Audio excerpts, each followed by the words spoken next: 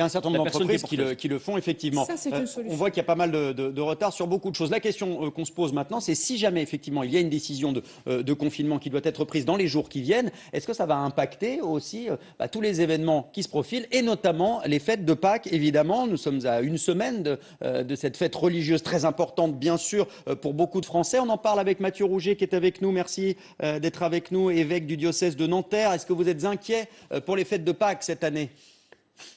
Alors, surtout, moi, je suis très heureux que nous puissions cette année célébrer déjà le dimanche des Rameaux. Aujourd'hui, c'est une grande joie et c'est une source d'espérance pour les chrétiens, mais aussi d'espérance à partager dans l'esprit de ce que disait la députée qui est sur votre plateau. Notre période est difficile et les chrétiens souhaitent se remplir de l'espérance que leur donne la célébration de la foi pour la partager de toutes sortes de manières autour d'eux.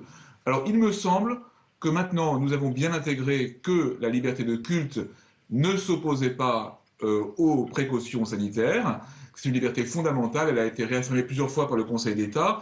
On a vu aussi plusieurs pays européens, que ce soit en Écosse ou en Allemagne, qui avaient prévu que les célébrations de la Semaine Sainte ne puissent pas avoir lieu, qui ont changé de position ensuite. Ça a même valu les excuses d'Angela Merkel, qui a été contrainte de s'excuser parce que ça avait créé un trouble visiblement en Allemagne et qui est revenu en arrière. Bertrand Perrier, qui est avec nous, avait une question à poser. Oui, je termine en disant simplement que nous avons pris maintenant l'habitude de célébrer de manière très, si j'ose dire, Covid responsable, avec la distanciation, les masques, le gel, certaines adaptations liturgiques.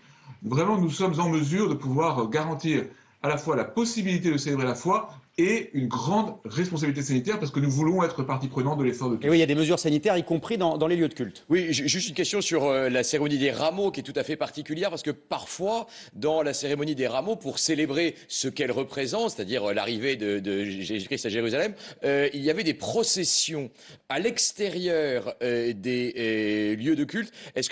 Parce que finalement, on a l'impression que le protocole fait qu'on est presque plus en sécurité à l'intérieur qu'à l'extérieur où on se rassemblerait beaucoup. Comment est-ce que vous avez adapté la liturgie des rameaux ? Alors, il y a différentes adaptations selon les paroisses, mais toujours avec le souci d'être le plus sûr possible. Mais la liturgie de l'Église elle-même prévoit qu'on peut soit avoir un rassemblement à l'extérieur de l'Église et une procession, soit les fidèles sont déjà en place dans l'Église et le célébrant se tient lui à la porte, les fidèles se tournent vers la porte et la procession a lieu sans que les fidèles eux-mêmes bougent. C'est ce que j'ai vécu hier soir dans la première église où je célébrais le rameau.